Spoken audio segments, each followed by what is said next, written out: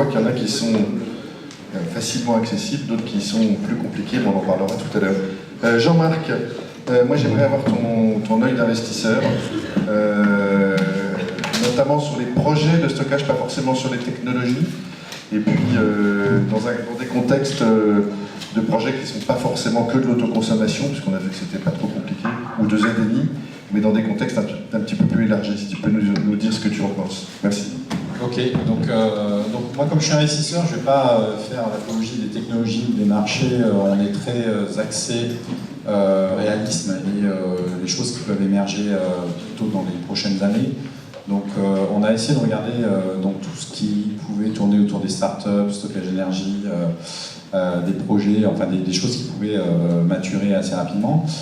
Et en fait, une de nos conclusions, enfin une de nos approches aujourd'hui, c'est que principalement le stockage d'énergie trouve sa voie en ce moment dans la partie distribution, enfin la partie résidentielle et tertiaire.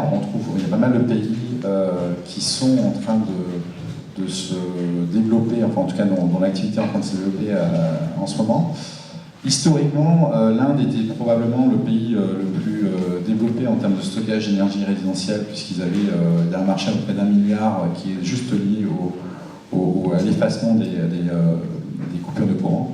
Donc, je ne sais pas si c'est un marché qui est assez significatif, c'est des batteries plomb avec des inverteurs de très basse qualité, mais les gens stockaient l'énergie quand elle était disponible et pour en avoir quand il y a des coupures de courant assez longues.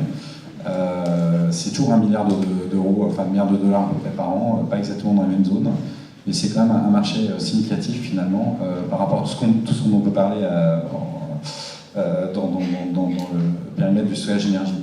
En fait, nous, on a regardé, on a essayé de contextualiser le stockage d'énergie par rapport aux tendances des 5-10 prochaines années. Il s'avère qu'on est dans une situation où, vous avez sûrement parlé ce matin, l'émergence des renouvelables, la partie production décentralisée ou distribuée d'énergie a quand même tendance à créer des facteurs, des intérêts ou des facteurs d'usage nouveaux. Et on s'est mis quand même, nous, par contre, dans une dynamique où, ce qui n'est pas forcément complètement avéré, où en fait on va vivre les 10 prochaines années, l'énergie va être plutôt déflationniste. C'est-à-dire qu'en fait, on pense que le prix de l'énergie va plutôt baisser qu'augmenter dans les 10 prochaines années, sous l'émergence des renouvelables, notamment du photovoltaïque, et ainsi de suite. Donc en partant de ce principe-là, il n'est pas facile de trouver une valeur au stockage d'énergie dans différents domaines. Et on pense que les prochaines années, le stockage va plutôt être distribué et plutôt, ce qu'on appelle behind the meter, plutôt en tertiaire résidentiel et par la suite communautaire. Ça, c'est une première. Et là encore, je parle de start-up et je parle de marché rapide. Je ne suis pas en train de me projeter à les besoins des réseaux ou ce qu'il faut faire pour les 10 prochaines années, mais plus d'un point de vue réglementaire. Je suis vraiment en train de parler des applications là où on peut essayer de trouver une valeur économique au stockage d'énergie. Donc on est parti de ce principe-là et ça fait quelques années qu'on a regardé ce qui se passait dans différents pays.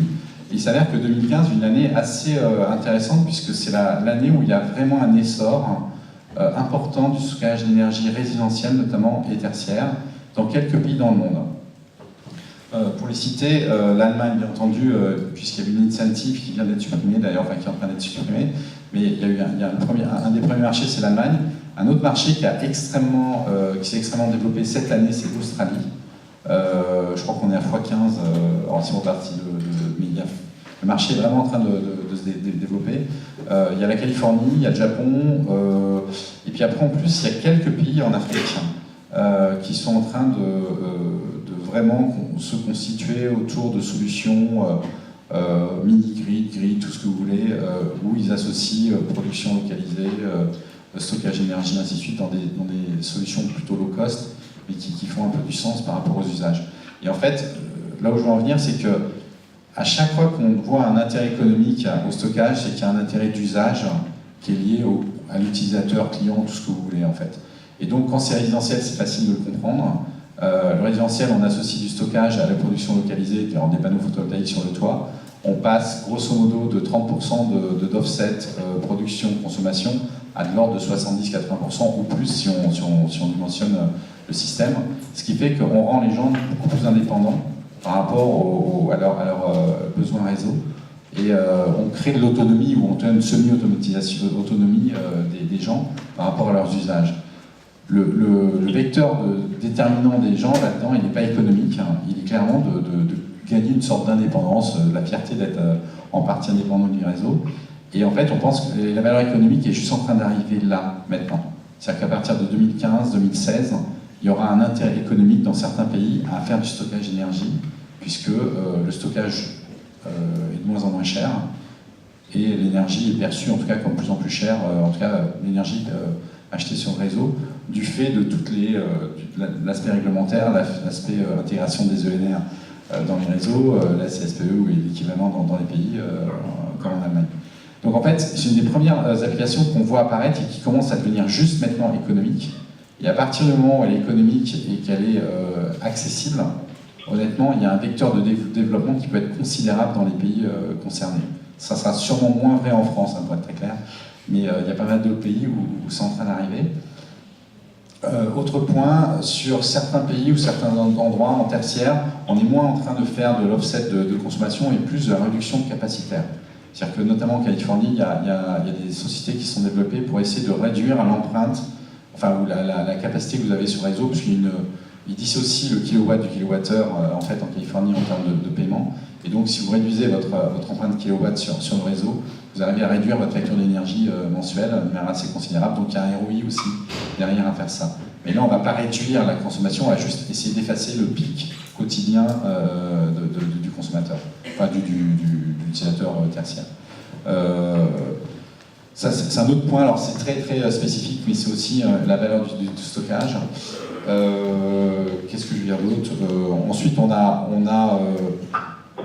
aussi un autre phénomène qui s'avère, c'est qui est peut-être plus rapide, enfin, c'est intéressant d'entendre ce que ça qu'on pense, mais les projections qu'on a du prix du kilowattheure stocké sont vraiment, enfin le coût s'est réduit de manière considérable en quelques années, et les projections sont assez drastiquement à la baisse pour les prochaines années, ce qui fait que ce que je vous ai dit sur les résidentiels, c'est en train d'arriver sur d'autres domaines, c'est-à-dire qu'il y a un moment donné où la valeur économique est en train on bascule dans la valeur économique, et comme on est dans un domaine où le prix de l'énergie est de moins en moins cher, mais associé à un prix du stockage de moins en moins cher, on est en train de trouver des valeurs intéressantes au stockage dans des zones ou dans des poches ou dans des sortes de niches ou des bars, mais qui deviennent des vrais marchés. Donc pour nous, le côté réseau, stockage au niveau du réseau, ça nous paraît beaucoup plus compliqué de donner une valeur économique, sauf à la réglementer et ou à essayer d'offsetter une perte de valeur quelque part ailleurs. Donc pour nous, c'est moins un jeu de start-up et plus un jeu d'opérateur.